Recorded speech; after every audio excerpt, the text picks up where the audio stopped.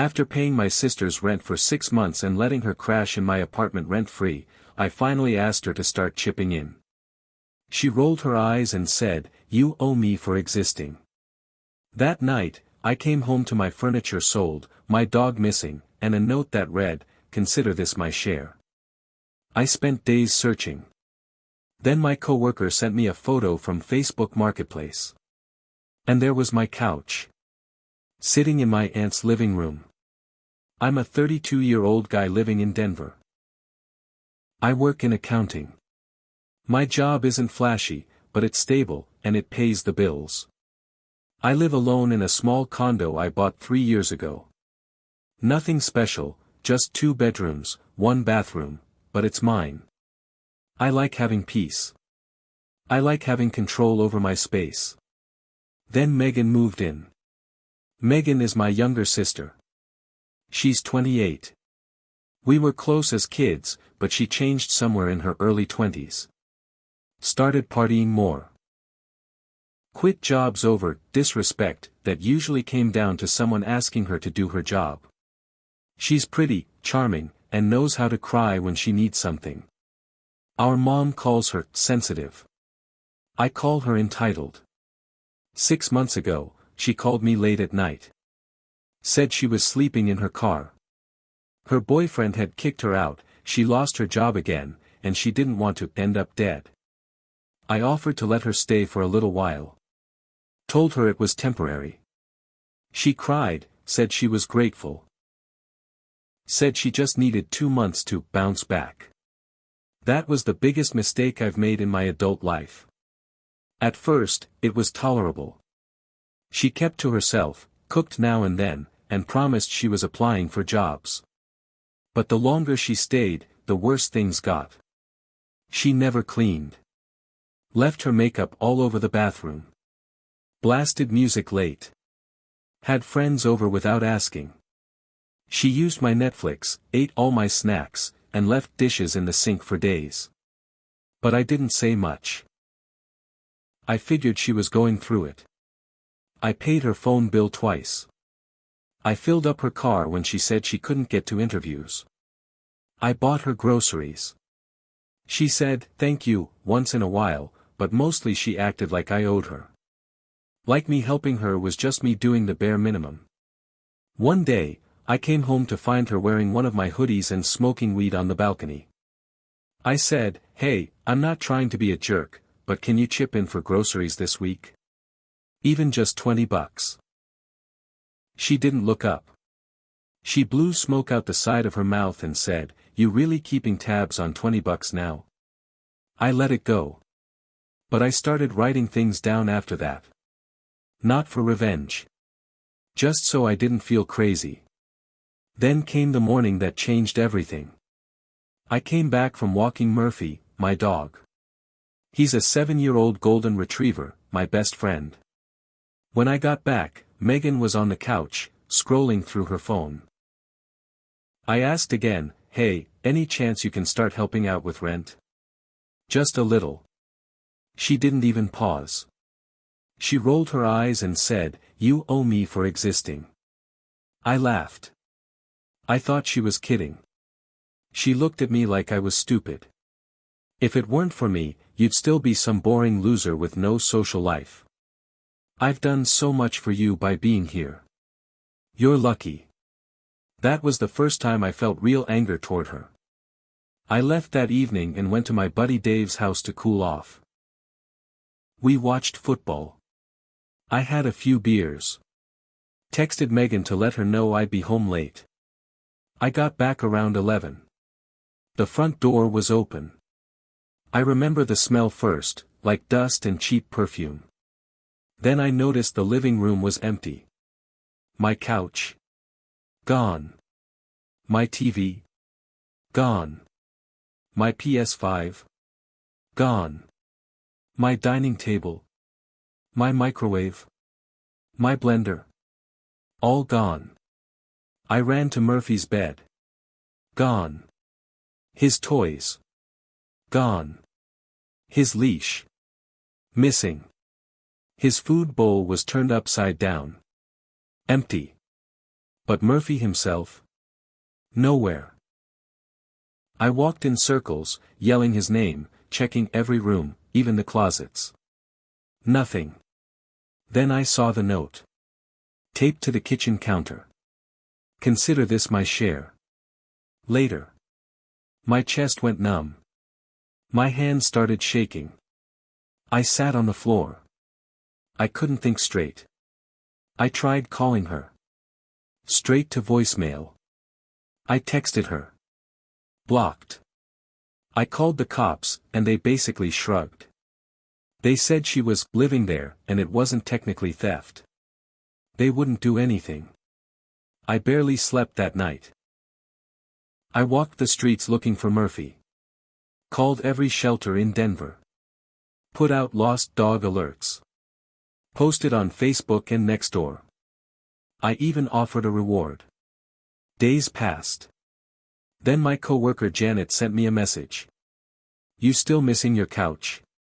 Attached was a photo from Facebook Marketplace. It was my couch. I'd know it anywhere. It had a tiny hole in one armrest and a dark wine stain I'd covered with a throw pillow.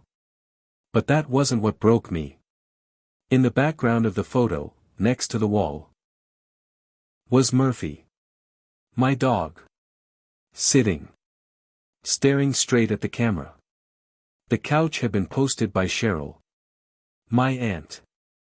My mother's sister. I hadn't seen her in over a year. She lived in Aurora. I stared at that photo for 10 minutes. Then I messaged her. She didn't reply. I got in my car and drove straight to Aurora. I didn't call Cheryl. I didn't text Megan. I just drove. I didn't even think it through. I was shaking, I was pissed, and all I could see in my head was Murphy in that photo. Trapped in some stranger's living room like he'd been traded for rent.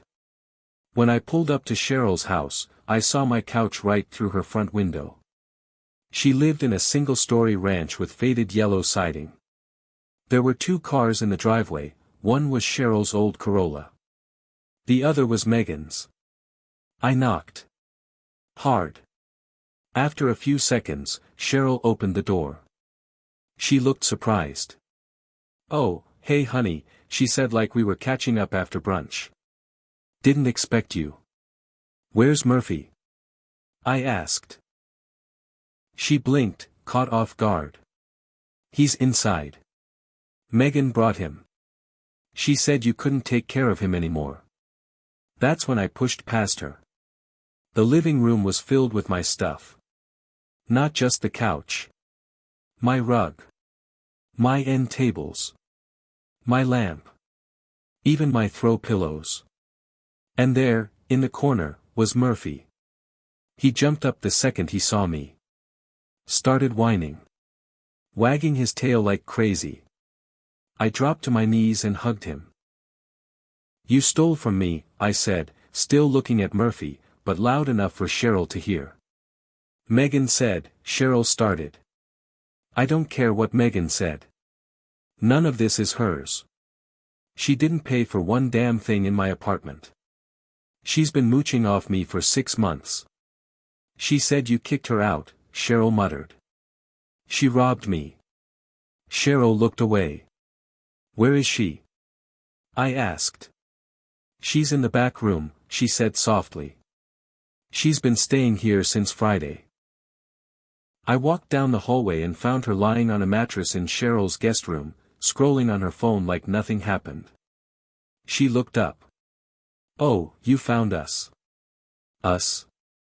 I snapped. Murphy's mine. The couch is mine.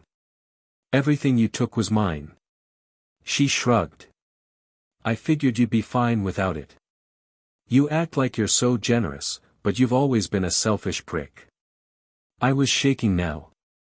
You stole from me. That's not a misunderstanding. That's a crime. She laughed. Good luck proving it. Cops already said they can't do anything. Civil matter, remember? She wasn't even worried. She was smug. Like she'd pulled off some clever trick and was waiting for applause. I took out my phone. I had already saved the Facebook Marketplace post. I had the receipts for the couch, the PS5, even the blender. I took photos of everything in the house. Then I walked out with Murphy and told Cheryl, "You're an idiot for getting involved." I drove straight home. Didn't say another word. The next day, I filed a small claims suit. I had records of every Venmo transaction showing me paying for Megan's gas, groceries, and phone. I had texts from her asking for money. I had the Facebook post. I printed it all. I also reported the PS5 stolen to Sony and gave them the serial number. That night, I made a second Facebook account. I posted photos of Megan and Cheryl's living room, with all my furniture. I tagged Cheryl's church, Megan's old high school friends, everyone. Caption: My sister Megan stole my dog and furniture and gave it to my aunt, who sold half of it online. This is what entitlement looks like. The post blew up. People shared it like crazy. Then something unexpected happened. I got a call from a woman named Rachel. She said she used to live with Megan, until Megan skipped out on rent and trashed the apartment. She sent me photos. She offered to testify. Then 2 other people messaged me with similar stories. Megan had couch surfed across half the city. Everywhere she went, she left damage. When the court date came, Megan showed up with Cheryl. I had a folder an inch thick. They didn't even try to fight it. Megan looked bored. Cheryl looked embarrassed. The judge ruled in my favor. $4,372 in damages. She was ordered to return my PS5, or pay full replacement cost. Cheryl was told to refund the sale of my items or face charges for knowingly selling stolen property. After court, Megan tried to talk to me. "You didn't have to go this far," she said. "It's just stuff." "No," I said. "It was my stuff. And you took it because you think the world owes you." She looked away. "You're not welcome near me. Ever again," I said. "If you come near my place, I will call the police." I walked away. 2 weeks passed. I started getting my life back in order. I replaced my couch. Got a new TV. Murphy was back to his normal self, though he stuck to me like glue. I figured it was over. Then the messages started. They came late at night, from unknown numbers. Blocked caller IDs. Always the same tone. "You think this is over? Family doesn't treat family like that. You'll pay for what you did." At first, I thought it was Megan. Maybe Cheryl. But when I tried calling back, it always went dead. I filed a police report, but again, they couldn't do much unless a direct threat was made. Then someone egged my car. Twice. Once while I was at work. The second time, right outside my condo. I checked my building security footage. Clear as day, it was Megan. Wearing a hoodie, but her walk, her hair, her car parked 2 blocks down, it was obvious. I called the police again. They said they'd look into it. Still, no arrest. So I went to a friend of mine, Dan. He used to work in security. Not exactly a hacker, but he knew his way around a digital footprint. I told him about the blocked calls, the egging, the way Megan seemed to get away with everything. He said he'd look into it. What he found shocked me. Megan wasn't just squatting at Cheryl's. She had started renting out my stuff. The PS5 she claimed she didn't have. She was renting it to some college kid in Littleton through a side hustle app. She had also posted an ad offering pet-sitting services, using photos of Murphy. "She's running a side business off the stuff she stole from you," Dan said. And lying about owning a dog to look more legit. That was it. I called the cops. Again. They still didn't move. So I went straight to the press. I emailed every local reporter I could find. I attached screenshots, court documents, Facebook listings, even the video of her egging my car. I didn't care if it made me look petty. A week later, Denver 7 News reached out. They asked if I wanted to go on record. I said yes. The segment aired on a Thursday night. Man says sister stole dog, sold furniture, harassed him after lawsuit. My face was blurred. Megan's wasn't. They even got footage of Cheryl's front porch, showing my couch still sitting in the living room, blurry but recognizable. The fallout was immediate. Megan's phone blew up. She posted a long rant on Facebook calling me a snake and a fake brother, but nobody bought it. Half the comments were people from her past saying, finally, or, she did the same thing to me. But then something happened that really turned things. My mom called. Now, my mom had always been on Megan's side. She babied her, covered for her, always told me to just be the bigger person. But this time, she sounded scared. Megan's in trouble, she said. She's been getting death threats. I didn't believe her. Until the next morning, when Megan showed up outside my building. Crying. I need help, she said. People are threatening me. I think someone tried to follow me home last night. I don't have anyone else to go to. I stared at her. She looked like a mess. No makeup. Hoodie stained. Eyes red. She looked afraid. I didn't let her inside. I stood in the doorway, Murphy at my side, and watched Megan cry in front of me like nothing had ever happened. Like she hadn't robbed me, humiliated me, and tried to ruin my life when I stood up for myself. You think you can come back here now? I said. After everything? I didn't mean for it to go this far, she said. I messed up. No, I said flatly. You didn't mess up. You made choices. She started to cry harder. I'm scared, okay? People are sending me messages. Saying I deserve to get beat. That I'm trash. They've been showing up to Cheryl's house. I crossed my arms. That's not my fault. She looked up at me, desperate. Can I just come in? Just for a minute. I haven't eaten in a day. I shook my head. Call Mom. Call someone else. You're not welcome here. You're heartless, she snapped. The crying stopped fast. Just like always. The mask slipped. You act like you're so good. But you're just a bitter, lonely man with a dog and a couch. I stepped closer. Quiet, cold. I was good to you, I said. And you spit in my face. You stole from me. You tried to ruin me.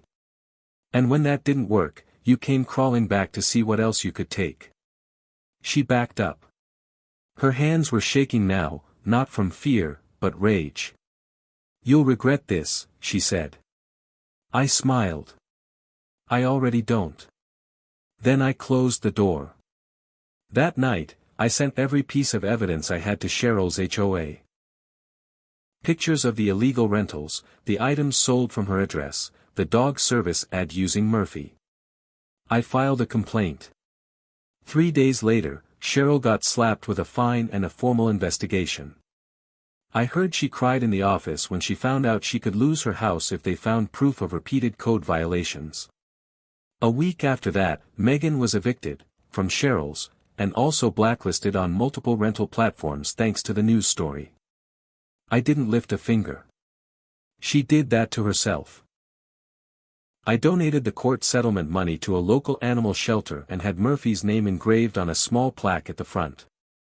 My mom stopped calling for a while. Eventually, she left a voicemail. Said she finally saw Megan for what she was. That she was sorry. I didn't call her back.